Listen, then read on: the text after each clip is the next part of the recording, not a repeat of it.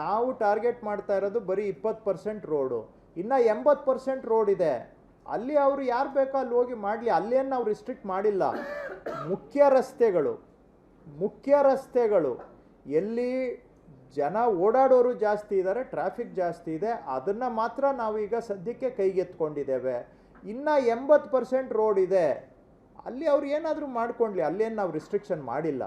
So ನಾವು ಹೇಳ್ತಾ ಇರೋದು ಅಲ್ಲಿಗೆ ಶಿಫ್ಟ್ ಆಗಿ ಅಂತ ಅಷ್ಟೇ ಬಿಟ್ಟರೆ ನೀವೆಲ್ಲ ಗಂಟು ಮೂಟೆ ಕಟ್ಕೊಂಡು ಹೋಗಿ ಅಂತ ಎಲ್ಲೂ ಹೇಳ್ತಾ ಇಲ್ಲ. ಇದನ್ನು ದಯವಿಟ್ಟು ತಾವು ಅರ್ಥ ಮಾಡ್ಕೋಬೇಕು.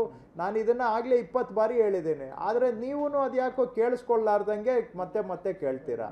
ನಾವು ಈಗ ಕೈಗೆತ್ಕೊಂಡಿರೋದು ಬರೀ 20% ರೋಡ್ ನೆಟ್ವರ್ಕು. ಇನ್ನು 80% ಇದೆಯಲ್ಲ, ಆ 20%ಅಲ್ಲೇ ಮಾಡಬೇಕು ಅಂತಂದರೆ ಹೇಗೆ ಇದು? ಹಾಗಾದರೆ 300 ಜನ ಸಾಯ್ತಾರೆ ಒಂದು ವರ್ಷಕ್ಕೆ, ಪಾದಾಚಾರಿಗಳು ಸಾಯ್ತಾ ಇದ್ದಾರೆ. ಸಾವಿರಾರು ಜನ ಕೈ ಕಾಲು ಮುರ್ಕೊಳ್ತಾರೆ, ಸಾವಿರಾರು ಜನ ತಲೆಗೆ ಪೆಟ್ಟು ತಿಂದು ಹಾಸಿಗೆಯಿಂದ ಎದ್ದು ಬದಲಾಗೋದಕ್ಕೆ ಆಗದಂಗೆ ಜೀವನ ಪರ್ಯಂತ ಹಾಸಿಗೆ ಹಿಡಿದಿದ್ದಾರೆ. ಅವ್ರಿಗೆ ಏನು ಉತ್ತರ ಕೊಡಬೇಕು ಹಾಗಾದರೆ? ಎರಡನೇದು, ಬೆಂಗಳೂರಿನಲ್ಲಿ ಏನಾದರೂ ಸುಧಾರಣೆ ಆಗಬೇಕಾ ಬೇಡವಾ? ಇಲ್ಲ ಎಲ್ಲ ಹಿಂಗೆ ಇರಬೇಕು ಅಂತ ಹೇಳಿದ್ರೆ ಹಿಂಗೆ ಬಿಟ್ಬಿಡಿ. ಹಾಗಾದರೆ ಬೆಂಗಳೂರು ಸುಧಾರಣೆ ಆಗಬೇಕು ಅನ್ನೋದನ್ನ ಕೇಳಬೇಡಿ. ನೀವು ಬೆಂಗಳೂರು ಸುಧಾರಣೆ ಆಗಬೇಕಾದ್ರೆ ನೀವೇ ಮಾತಾಡ್ತೀರಾ, ಪಾದಾಚಾರಿ ಮಾರ್ಗಗಳು ಎಲ್ಲನೂ ಕೂಡ ಹಂಗಾಗ್ಬಿಟ್ಟಿದೆ, ಹಿಂಗಾಗ್ಬಿಟ್ಟಿದೆ, ಜನ ಓಡಾಡೋಕ್ಕಾಗ್ತಾ ಇಲ್ಲ, ಜೀವನ ಹೈರಾಣ ಆಗಿಬಿಟ್ಟಿದೆ. ಈಗ ಇಷ್ಟು ಮಾತಾಡ್ತೀರಾ, ವಯಸ್ಸಾದವ್ರ ಪರಿಸ್ಥಿತಿ ಏನಾದರೂ ಯೋಚನೆ ಮಾಡಿದ್ದೀರಾ? ಹೆಂಗೆ ಓಡಾಡೋದು ಅವರು? ರೋಡ್ಗೆ ಬಂದು ಏನಾದರೂ ಪಾಪ ಒಂದು ಗಾಡಿ ಬಂದು ಟಚ್ ಆದರೆ ವಯಸ್ಸಾದವ್ರ ಪರಿಸ್ಥಿತಿ ಏನು ಯೋಚನೆ ಮಾಡಿದ್ದೀರಾ? ಇದು ಸುಧಾರಣೆ ಆಗಬೇಕಾ ಬೇಡವಾ? ಬೆಂಗಳೂರನ್ನ ಬೈಯೋದಕ್ಕೆ ಮಾತ್ರ ಎಲ್ಲರೂ ತಯಾರಿರ್ತಾರೆ, ಏನಾದರೂ ಸುಧಾರಣೆ ಮಾಡೋಣ ಅಂತ ಹೇಳಿದ್ರೆ ಅದಕ್ಕೂ ವಿರೋಧ. ಹೀಗಾದರೆ ಹೇಗೆ ಸುಧಾರಣೆ ಮಾಡೋದು? ಎಲ್ಲ ಸರಿ ಇದೆ, ಬೆಂಗಳೂರಲ್ಲಿ ಬಿಟ್ಬಿಡಿ, ಹಿಂಗೆ ಇದ್ದು ಬಿಡೋಣ ಅಂತ ಎಲ್ಲರೂ ಸೇರಿ ಹೇಳಿ ನಾವು ಸುಮ್ಮನೆ ಇರ್ತೀವಿ. ನಮ್ಗೆ ಯಾಕೆ ಇದನ್ನೆಲ್ಲ ನಿಮ್ಮ ಕೈಲಿ ಅವ್ರ ಕೈಲಿ ಬೈಸ್ಕೊಂಡು ಎಲ್ಲ ನಾವು ಅನ್ಪಾಪ್ಯುಲರ್ ಆಗಿ ಯಾಕೆ ನಾವು ಮಾಡಬೇಕು ಇದನ್ನೆಲ್ಲ? ಇದರಲ್ಲಿ ಏನಾದರೂ ನಮಗೆ ಲಾಭ ಇದೆಯಾ? ನಮ್ಮ ವೈಯಕ್ತಿಕ ಏನಾದರೂ ಇದೆಯಾ? ಯಾರ್ದಾದ್ರೂ ಪರ್ಸ್ನಲ್ ಇಂಟ್ರೆಸ್ಟು ಒಬ್ಬರದು ಇದೆಯಾ? ಅಥವಾ ರಾಜಕೀಯ ಉದ್ದೇಶ ಇದೆಯಾ? ಏನಿದೆ ಇದರಲ್ಲಿ ಹೇಳಿ? ಯಾಕೆ ಮಾಡ್ತಾ ಇದ್ದೀವಿ? ಸಾರ್ವಜನಿಕರಿಗೆ ಅವಶ್ಯಕತೆ ಇದೆ, ಸುಪ್ರೀಂ ಕೋರ್ಟು ಇದನ್ನು ಮಾಡಬೇಕು ಅಂತ ಹೇಳಿದೆ. ಇಷ್ಟು ಇದ್ದರೂ ಕೂಡ ನೀವು ನಮ್ಮನ್ನೇ ಪ್ರಶ್ನೆ ಮಾಡಿದರೆ ನಾನು ಏನು ಹೇಳಬೇಕು? ಹೇಳಿದ್ದನ್ನೇ ನಾವು ಹೇಳ್ತಾ ಇದ್ದೀವಿ. ಇದರಲ್ಲಿ ಏನಾದರೂ ನಮ್ಮದು ಸ್ವಾರ್ಥ ಇದೆಯಾ? ನಮ್ಮ ಲಾಭ ಇದೆಯಾ? ಜನಗಳ ಹತ್ರ ಬೈಸ್ಕೊಂಡು ನಾವು ಮಾಡಬೇಕು ಅಂತ ಹೇಳಿದರೆ ಯಾಕೆ ಮಾಡ್ತಾ ಇದ್ದೀವಿ? ಸಾರ್ವಜನಿಕರ ಹಿತಕ್ಕಾಗಿ ಮಾಡ್ತಾ ಇದ್ದೇವೆ. ಬೆಂಗಳೂರು ಸುಧಾರಣೆ ಆಗಬೇಕು ಅಂತ ಹೇಳಿದ್ರಿ ನೀವೆಲ್ಲ, ಅದಕ್ಕೋಸ್ಕರ ಮಾಡ್ತಾ ಇದ್ದೇವೆ. ಬೆಂಗಳೂರಲ್ಲಿ ಕೇಳಿದರೆ ಟಾಪ್ 5 ಇಶ್ಯೂಸಲ್ಲಿ ಗಾರ್ಬೇಜು ಒಂದು ಇಶ್ಯೂ, ಪಾಟೋಲು ಒಂದು ಇಶ್ಯೂ, ಪಾದಾಚಾರಿ ಮಾರ್ಗಗಳಲ್ಲಿ ಓಡಾಡೋದು ಕೂಡ ಒಂದು ಇಶ್ಯೂ ಇದೆ. ಟಾಪ್ 5 ಇಶ್ಯೂ ಅಲ್ಲಿ ಇದೆ. ಬೆಂಗಳೂರಿನ 5 ಪ್ರಮುಖ ವಿಷಯಗಳಲ್ಲಿ ಪಾದಾಚಾರಿ ಮಾರ್ಗದಲ್ಲಿ ಓಡಾಡುವಂಥದ್ದು ಕೂಡ 5ರಲ್ಲಿ ಒಂದು ಮುಖ್ಯ ಇಶ್ಯೂ. ಜನಗಳನ್ನ ಕೇಳಿದಾಗ ಜನಗಳಿಂದ ಬಂದಿರೋ ಅಭಿಪ್ರಾಯ, ಅದರಲ್ಲಿ ಒಂದನ್ನು ಏನಾದರೂ ಸಾಲ್ವ್ ಮಾಡೋಣ ಅಂತ ಪ್ರಯತ್ನ ಮಾಡ್ತಾ ಇದ್ದೀವಿ. ಇದನ್ನು ಜನ ಸ್ವೀಕರಿಸೋದು ಬಿಡೋದು ಅವ್ರಿಗೆ ಬಿಟ್ಟಿದ್ದು. ನೋಡಿ, ಒಂದು ದಯವಿಟ್ಟು ನಾನು ನಿಮ್ಮಲ್ಲಿ ನಿವೇದನೆ ಮಾಡುವಂಥದ್ದು, ಬೆಂಗಳೂರು ನಿಮಗೆ ನಮಗೆ ಎಲ್ಲರಿಗೂ ಆಶ್ರಯ ಕೊಟ್ಟಿದೆ, ಬೆಂಗಳೂರು ನಮಗೆ ಜೀವನ ಕೊಟ್ಟಿದೆ. ಬೆಂಗಳೂರು ಜೀವಂತವಾಗಿದ್ದರೆ ನಾವು ಜೀವಂತವಾಗಿರ್ತೀವಿ. ಎಲ್ಲೋ ಒಂದು ಕಡೆ ಬೆಂಗಳೂರಿನ ಭವಿಷ್ಯ ದಿನೇ ದಿನೇ ಕುಗ್ಗಿದ್ರೆ ನಿಮಗೂ ನಮ್ಮದು ಭವಿಷ್ಯನೂ ಕೂಡ ಕುಗ್ಗುತ್ತೆ.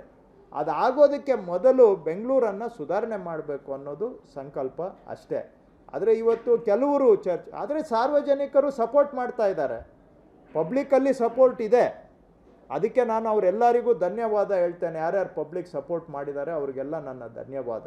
ಸುಮಾರು ಜನ ನೀವು ಕೆಲವರು ಎಲೆಕ್ಟ್ರಾನಿಕ್ ಮೀಡಿಯಾದಲ್ಲಿ ಕೆಲವರು ಹಂಗೆ ಕೆಲವರು ಹಿಂಗೆ ಎಲ್ಲ ಹೇಳಿದ್ದೀರಾ, ಆದರೆ ಸಾರ್ವಜನಿಕರು ಸೋಷಿಯಲ್ ಮೀಡಿಯಾದಲ್ಲಿ ಅಲ್ಲಿ ಇಲ್ಲಿ ಸಪೋರ್ಟ್ ಮಾಡ್ತಾ ಇರೋರು ಇದ್ದಾರೆ, ಅವರಿಗೆ ನಮ್ಮದು ಮತ್ತೊಮ್ಮೆ ಧನ್ಯವಾದ. ಆದರೆ ಇದು ಹೊರತುಪಡಿಸಿ ನಾನು ಹೇಳೋದಾದರೆ ಇದು ಹೆಂಗೆ ಅಂದರೆ, ನಾವೇನಾದರೂ ಮಾಡಿದರೂ ತಪ್ಪು, ಏನು ಮಾಡದೆ ಹೋದರೂ ತಪ್ಪು. ಇದು ನ್ಯಾಯನ ಅನ್ನೋದನ್ನು ನೀವು ವಿಚಾರ ಮಾಡಿ.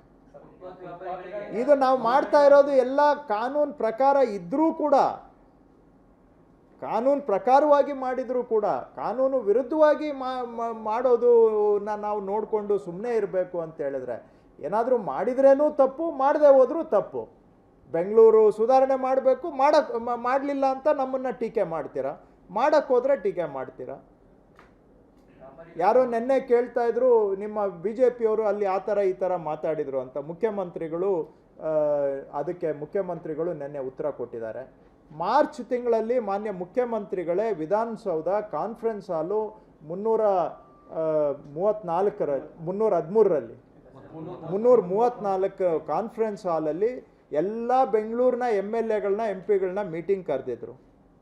ನಿಮಗೆ ನಾನು ಪ್ರೊಸೀಡಿಂಗ್ಸು ಕೊಡ್ತೇನೆ, ಪ್ರೊಸೀಡಿಂಗ್ಸು ನಿಮ್ಮ ಜೊತೆ ಶೇರ್ ಮಾಡ್ತೇನೆ. ಆವತ್ತು ಎಲ್ಲ ಪಾರ್ಟಿ MLAಗಳು MP ಗಳು ಇನ್ಕ್ಲೂಡಿಂಗ್ BJP MLAs MLCs ಎಲ್ಲರೂ ಒಕ್ಕೊರಲಿನಿಂದ ಕೈ ಎತ್ತಿ ಮುಖ್ಯ ರಸ್ತೆಗಳಲ್ಲಿ ಇದನ್ನು ಪಾದಾಚಾರಿಗಳಿಗೆ ಮುಕ್ತಗೊಳಿಸಬೇಕು ಅಂತ ಎಲ್ಲರೂ ನಿರ್ಣಯ ಮಾಡಿದ್ದಾರೆ. ರಿಪೀಟ್ ಮಾಡ್ತೇನೆ, ಯಾಕಂದರೆ ಕೆಲವು ನಾವು ಹೇಳಿದ್ದು ಒಂದು ವಿಷಯ ಸ್ಪಷ್ಟವಾಗಿದ್ದರೂ ಕೂಡ ಯಾಕೋ ಸ್ಪಷ್ಟತೆ ಇಲ್ಲದ ಹಾಗೆ ಕಾಣುತ್ತೆ ಒಂದೊಂದು ಬಾರಿ. ಮಾರ್ಚಲ್ಲಿ ಆದಂಥ ಸಭೆಯಲ್ಲಿ ಡೇಟ್ ಕೊಡ್ತೇನೆ, ಒಂದು ಸ್ವಲ್ಪ ದಿನ ನಾನು ರೆಸೊಲ್ಯೂಷನ್ ನಿಮಗೆ ಶೇರ್ ಮಾಡ್ತೇನೆ. ಎಲ್ಲ ಪಕ್ಷದವರು, ನಾನು ಯಾವ ಪಕ್ಷಕ್ಕೂ ಬೆರಳು ತೋರಿಸ್ತಾ ಇಲ್ಲ, ಕಾಂಗ್ರೆಸ್ಸು BJP ಎಲ್ಲ ಶಾಸಕರು ಸಂಸದರು ಕೈ ಎತ್ತಿ ಒಕ್ಕೊರಲಿನಿಂದ